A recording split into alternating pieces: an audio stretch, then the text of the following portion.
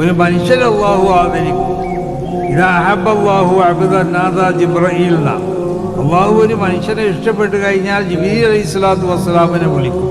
നിങ്ങൾ ജിബ്രീലിനോട് പറയും, ഇന്നി ഉഹിബ്ബു ഫുലാൻ, ജിബ്രീലെ ഇന്ന മനുഷ്യനെ ഞാൻ ഇഷ്ടപ്പെട്ടിട്ട് ഫഅഹിബ്ബഹു, നീയും അതിനെ ഇഷ്ടപ്പെടണം.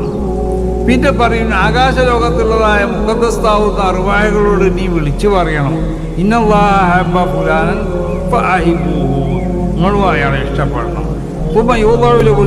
ഫിൽ അർദ്, പിന്നെ ഭൂമിയിൽ അല്ലാഹു സുബ്ഹാനഹു വ തആല ആ മനുഷ്യനിക്ക് ഒരു അംഗീകാരം ഉണ്ടായിക്കൊള്ളും. ഇത് മനുഷ്യനിക്ക് മാത്രമല്ല, ഒരു സംഘടനക്കും അങ്ങനെ തന്നെയാണ്. ആ സംഘടനക്ക് അള്ളാഹു ഇഷ്ടപ്പെട്ട ഒരു സംഘടനയാണെങ്കിൽ ആ സംഘടനക്ക് അല്ലാഹു സുബ്ഹാനഹു വ തആല ഒരു അംഗീകാരം ഉണ്ടാക്കി കൊടുക്കും.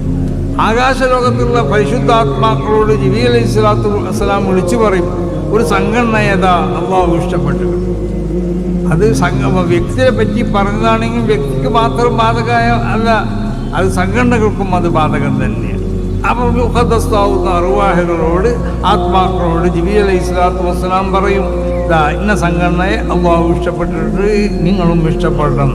പിന്നെ ആ സംഘടനക്ക് അല്ലാഹു സുബ്ഹാനഹു വ തആല സുമ്മ യുളഉ ലഹുൽ ഖബൂലു ഫിൽ അർദ്, ആ ഒരു ഖബൂലിയത്താണ് സമസ്ത കേരള ജമിയത്തുൽ ഉലമക്ക് ഇവിടുത്തെ ജനങ്ങൾ നൽകിക്കൊണ്ടിരിക്കുന്നത്.